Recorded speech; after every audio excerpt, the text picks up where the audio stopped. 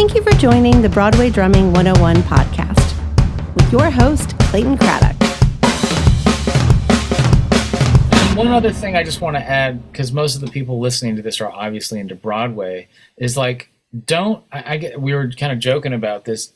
Don't do this generic email, text thing or messaging through Instagram where it's like, hey, I'd love to pick your brain over a cup of coffee. Like, I've literally gotten a copy paste almost version of these things. It's almost like a music school is like, hey, this is a good format to reach out to someone. And they just copy and paste. Because I've gotten like, hey, can I pay you I'd love to buy you coffee and pick your brain on Broadway. And I'm like, no. There's no secret pill of like, oh, you bought me a cup of coffee, so now you must be great. I'm going to hire you as my sub. It's what do you recommend people do? I say don't go after a big show like Lion King that's been around for 25 years. They probably have subs lined up.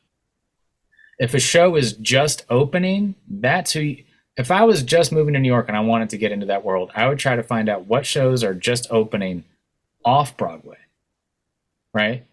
A lot less pressure, and then you can probably get your foot in that door a lot easier. And it's like, you're still learning a show, right? That's what I would do first. Then if you've done a couple of those subbing off Broadways, or maybe you even get your own off-Broadway gig, when that closes, then go like, hey, I had this show, I subbed for this guy off Broadway. Is there any way I could come watch you play the book? Or even before that, are you even looking for anybody? And if you're not, cool, have a great day. But don't keep saying, well, I'm your guy. It's like, well, dude, I already have my guys. They sound great. And I check, and then I'll check out these people's playing on their Instagram or whatever, and they can barely play.